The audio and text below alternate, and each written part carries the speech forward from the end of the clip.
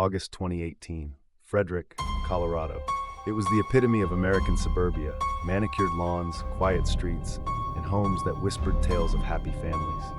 In one such home lived the Watts family, seemingly the embodiment of the American dream. There was Chris Watts, 33, a seemingly devoted husband and father, working steadily at an oil and gas company. His wife, Shanann Watts, 34, was a vibrant, ambitious woman, active on social media, often sharing glimpses into their perfect life. And then there were their two adorable daughters, Bella, 4, with her bright, curious eyes, and Celeste, 3, a tiny bundle of joyful energy. Shanann was also pregnant with their third child, a boy they planned to name Nico. To the outside world, their life was a picture-perfect tableau. Shanann's Facebook feed was filled with smiling photos of Chris doting on his girls, family vacations, and celebratory milestones. She often posted heartfelt tributes to Chris, praising him as the best husband and father anyone could ask for. Meticulously curated online presence painted a portrait of a blissful, loving household, making their life seem aspirational to countless followers. This public veneer of happiness was so convincing, so seemingly genuine, that it made the horrific truth lurking on the surface all too shocking. But like many picture-perfect facades, this one hid subtle cracks. Beneath the surface of social media smiles, financial struggles, and simmering marital tensions were reportedly present, though largely invisible to friends and family. These were the quiet whispers of discontent that often go unnoticed until a tragedy rips them wide open. The beginning of the end arrived in the early hours of August 13, 2018. Shanann returned home from a business trip in Arizona, tired but ready to be back with her family. This was the last time she, Bella, and Celeste were definitively seen alive outside their home. The ordinary Monday morning unfolded, but by afternoon, the alarm bells began. Shanann's close friend, concerned when Shanann missed a scheduled doctor's appointment, went to the Watts residence. She found Shannann's car in the driveway and her wedding ring on the nightstand. Unusual for the usually meticulous Shanann. There was no sign of Shanann or the girls. Frantic, the friend called Chris Watts, who was at work. He returned home, and together they contacted law enforcement. Chris Watts, the seemingly distraught husband and father, was now standing before the cameras, his face etched with apparent concern, pleading for the safe return of his missing family. The desperate search for the Watts family had officially begun, kicking off a chain of events that would uncover a secret so dark it would shatter the illusion of their perfect life forever. The alarm bells ringing at the Watts home quickly escalated into a full-blown missing persons investigation. The suburban quiet was shattered by the flashing lights of police cars and hushed urgency. And then there was Chris Watts. He stood before local news cameras, his eyes red-rimmed, his voice choked with what appeared to be raw, agonizing.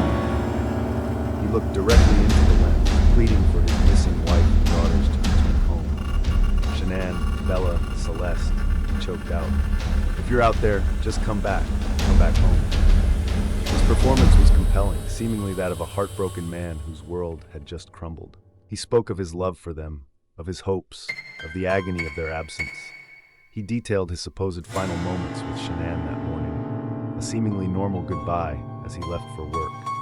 He appeared cooperative, offering investigators access to his home and phone. For a brief time, the public sympathized deeply with him, picturing him as the devastated patriarch of a family snatched away. But for seasoned law enforcement, the facade began to crumble almost immediately. Despite his tearful pleas, there was an unnerving calmness about Chris Watts. His body language didn't quite match his words. His eyes, though red, often seemed devoid of genuine distress, a chilling emptiness that professional interrogators are trained to spot. His answers to questions, while seemingly detailed, felt rehearsed, almost too perfect, lacking the natural disarray of someone truly in shock and fear. When asked to take a polygraph test, Chris readily agreed, another red flag to detectives. Experience taught them that truly innocent people often express indignation, while those with something to hide might readily agree, believing they can outsmart the machine. Unsurprisingly, Chris Watts failed his polygraph test. This failure, coupled with the myriad inconsistencies investigators were already noticing, solidified their focus. pressure on Chris intensified dramatically. He was subjected to prolonged, intense interrogations, cornered by detectives who saw through his carefully constructed grief. The walls of his deception began to close in, brick by chilling brick. Online, where Shanann had so meticulously crafted her family's perfect image, a different kind of scrutiny began. Amateur sleuths and armchair detectives, watching Chris's interviews, started dissecting his every word, his every blink, his every subtle gesture. They highlighted the lack of emotion, the strange pauses, the flat effect. The initial wave of sympathy for the grieving husband quickly curdled into widespread suspicion. The question shifted from "where are they?" to "what did he do?" The facade of the perfect family man was cracking, not just for the investigators in the interrogation room, but for a nation watching in disbelief. And the truth, still hidden, was far more horrifying than anyone could have imagined. The carefully constructed facade of Chris Watts crumbled under the relentless pressure of interrogation. For hours, detectives pushed, probed, and confronted him with the gaping holes in his initial performance as the grieving husband and father evaporated, replaced by a man cornered by his own lies. Finally, in a desperate attempt to deflect suspicion, Chris offered a new, grotesque version of events. He claimed that on the morning of August 13th, after he told Shanann he wanted a separation, she had brutally murdered their daughters, Bella and Celeste, in a fit of rage.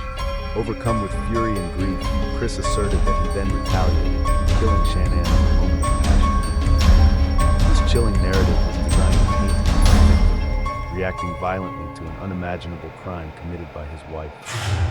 But even this horrific lie quickly fell apart. Investigators knew Shanann's nature, and the idea of her harming her beloved children was instantly, unequivocally rejected. The evidence simply didn't align with his claims. Faced with irrefutable facts and the sheer weight of his own unraveling deception, Chris Watts finally broke. The cold, hard truth, or at least a significant portion of it, began to emerge from his lips. He admitted that Shanann, Bella, and Celeste were not missing. They were dead. He confessed that he had moved their bodies to a remote oil and gas site where he lived, a place no one could ever look. What followed was a grim, painstaking search in the desolate oil field. As investigators combed the isolated landscape, the horrifying reality of Chris Watts' depravity was laid bare. Shannon's body was discovered first, found in a shallow grave on the property. But the discovery of Bella and Celeste was even more chilling, an act of almost unimaginable cruelty. Their tiny bodies had been hidden inside large, active oil tanks, squeezed through narrow openings, submerged in crude oil for days. The sheer barbarity of this act sent shockwaves of revulsion through the seasoned investigators, a scene that would forever haunt them. The revelation of the full extent of Chris Watts' actions, the cold, calculating disposal of his pregnant wife and two innocent daughters, sent a tremor of horror across the nation and around the world. The initial sympathy for the missing family evaporated, replaced by universal revulsion and overwhelming grief for Shanann, Bella, Celeste, and unborn Nico. The perfect family man had been unmasked as a monster, and the world watched in stunned disbelief as the horrifying truth emerged from the dark depths of his secrets. With Chris Watts' confession, the world grappled with the sheer depravity of his actions. But as the initial shock subsided, a chilling question emerged. Why? What could possibly drive a seemingly devoted husband and father to extinguish the lives of his pregnant wife and two innocent daughters? The answers, when they began to surface, painted a picture not of sudden rage, but of chilling selfishness and calculated premeditation. The primary motive unveiled was Watts' intense desire to escape his family life and begin a new life with his mistress, Nicole Kessinger, a co-worker with whom he had been having an affair for several weeks. Kessinger, unaware of the full extent of Watts' family life and his true intentions, believed he was separated and nearing a divorce. Chris Watts became utterly consumed by this new relationship, seeing it as his ticket to freedom from what he increasingly viewed as the burdens of his family. Earlier speculations had pointed to financial issues as a potential motive, as the Watts family had faced some bankruptcy filings in the past. However, as the investigation deepened, it became clear that while financial struggles may have been a contributing stressor, they were overshadowed by Watts's chilling determination to eliminate his family to pursue his new romance. This revealed a truly cold, calculated nature, a stark contrast to his initial lie of killing Shanann in a fit of passion after she murdered the girls. The evidence painted a grim picture of premeditation. The act of strangling his pregnant wife, Shanann, and then, in an almost unimaginable display of cruelty, disposing of his young daughters, Bella and Celeste, by suffocating them and stuffing their tiny bodies into oil tanks. These were not acts of spontaneous rage. They required a terrifying level of detachment and planning. The perfect family man was meticulously living a deceptive double life, maintaining an illusion for Shanann, his children, and the world, all while harboring a dark secret, a sinister plan to remove his family from his path. Watts's demeanor throughout the investigation, his seemingly calm and composed responses during interviews, and his shocking lack of genuine remorse for the lives he so brutally took, highlighted a disturbing psychological void. He appeared almost entirely devoid of empathy, showcasing a chilling disconnect between his actions and any recognizable human emotion. This complete absence of compassion for the suffering he inflicted on his family and the cold-blooded pursuit of his selfish desires illuminated the truly strange, dark, and mysterious depths of the human psyche, leaving a lasting, unsettling question about the evil that can lie dormant within the most ordinary-looking man. The confession of Chris Watts brought a chilling, albeit partial, resolution to the horrific mystery. Faced with overwhelming evidence, and to spare Shanann's family the agony of a protracted trial and the death penalty, Chris Watts pleaded guilty on November 6, 2018, to multiple counts of first-degree murder, unlawful termination of a pregnancy, and tampering with a deceased body. On November 19, 2018, he was sentenced to 5 life sentences without the possibility of parole, one for each life he brutally extinguished, including his unborn son, Nico. Justice, in its legal form, had been served, but the profound questions and immense grief remained. The true weight of Chris Watts's monstrous acts fell heaviest on the victims' families, particularly Shanann's parents, Frank and Cindy Zutek, and her brother, Frankie Jr. Their lives were irrevocably shattered. They became tireless advocates for their lost loved ones, their voices breaking as they delivered powerful victim impact statements, ensuring the world remembered Shanann, Bella, Celeste, and Nico, not as victims, but as vibrant lives brutally stolen. Their ongoing journey is one of unimaginable pain, forever marked by the gaping void left by their beloved family members. Despite the conviction in Chris's own grim confession, the full, unambiguous why behind his unspeakable crimes remains an elusive, haunting question for many. How could a man, who appeared to be so loving, commit such heinous acts against his own blood? The sheer brutality of murdering his pregnant wife and then suffocating his tiny daughters is almost impossible for the human mind to fully comprehend or rationalize. Chris Watts' calm demeanor, his calculated lies, and his chilling lack of remorse continue to baffle psychologists and the public alike, leaving a lingering, unsettling feeling about the darkness that can lurk within seemingly ordinary individuals. The Chris Watts case transcended a mere crime story. It became a chilling national reflection. It served as a stark, horrifying cautionary tale about appearances, the dangers of projecting perfect lives onto others, and hidden pathologies that can exist within seemingly normal relationships.